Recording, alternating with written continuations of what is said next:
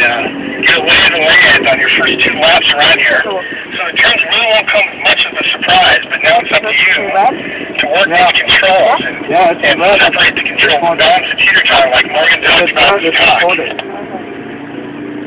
It's very important that we do all of our effective braking, free corner, and a straight line. Keep the car balanced or neutral through the corner to the apex, then from the apex to our track out point, and then down the next straightaways where we gently squeeze the throttle. So now I want everybody 2 to 3 car length separation right in the tracks of the car in front of you. And don't get fixated on the bumper of the car in front of you, but rather use that as a ghost car to help guide you around the track. Remember, we place these red and white cones out here for your visual aid. Try to scan the horizon long before you get to the corner to see the severity of the corner and which direction the corner goes in. For my S5 drivers, you're in 3rd gear right now with your left foot not on the clutch pedal but on the rest pedal on the firewall all the way to the left. Use it to help brace you in the seat as you go around the corners.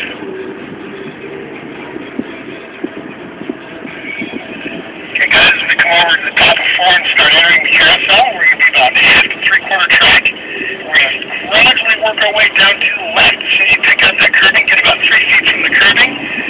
And then once you feel the car go flat or the steering wheel get heavy, then you begin to slowly accelerate out towards that track out cone that's on your right.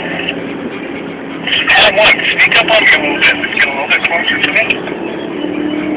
There you go, perfect. Now, at the end of the long straightaways, when we have sharp corners, we need to do all of our effective braking pre-corner.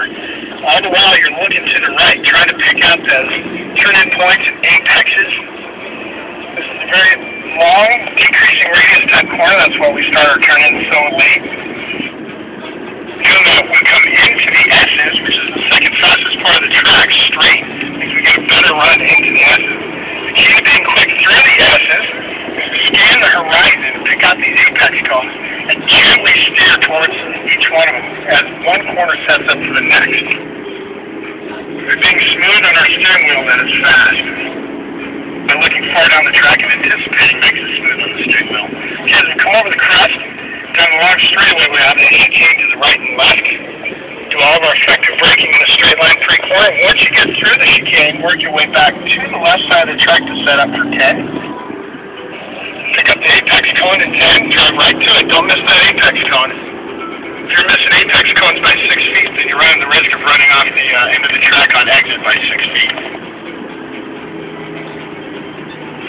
Coming into 11, effective braking in a straight line. Hairpin to the right, lifts that apex cone up on top of the tires. That's what we want to shoot for. Once we get there, we need to start unwinding the wheel and gently squeezing the throttle. So now all cars on track should be gently squeezing the throttle all the way up to full throttle. Give a good full throttle run all the way to the start-finish line. Once we cross the start-finish line, we look up into turn 1, left-hander, look up underneath the bridge and pick up that apex cone that's up on the curbing. As soon as you see it, steer right for it. Once you touch the curbing on the left, immediately look back to the right and pick out your apex cone on the right. Drive right to it. Gently let the car drift out to the left.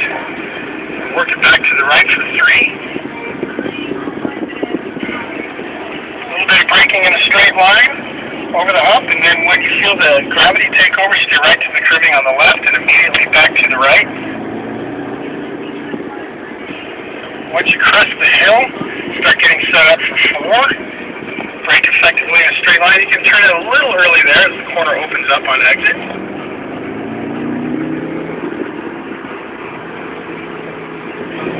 And power all the way through 5 and up to the top of the hill. And when you see the full length of the 3 eucalyptus trees emerge from the top of the hill, then we're on the brakes. Work the car back to about half to 3/4 track and start looking for your curbing down on the left. Once you see that, steer for it. Get the car to, once the steering wheel goes heavy, then begin to squeeze the throttle. Now everybody can be full throttle all the way up this next straightaway. Great formation. Now remember, the more gas we use and the faster we go on straightaways, the more brakes we need at the end of that straightaway, particularly when we're coming up on a hairpin. Do all of your effective braking in a straight line. Be patient through this corner. Pick out that apex cone on the horizon on your right. Drive right to it, try to come out of that straight into the S's. And real gentle with our steering wheel inputs as we go through the S's, picking out those apex cones. Go virtually full throttle over that crest. When you do that, you'll see the braking cones on the left. Use that as a reference. Know when to start braking, look to the right. Car back immediately to the left in the chicane.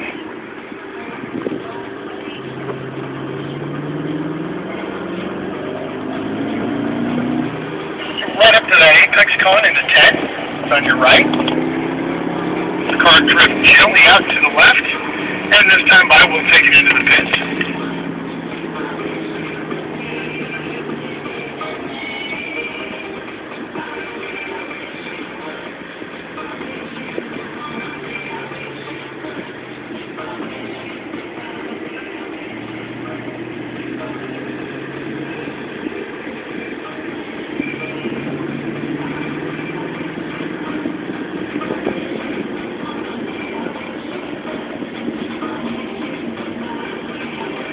It was a picture-perfect lead follow exercise. I appreciate it, guys.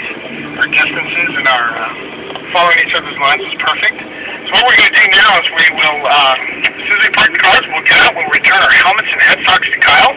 We'll give a quick wrap-up, and I appreciate you guys coming out, and hopefully everybody had a good time.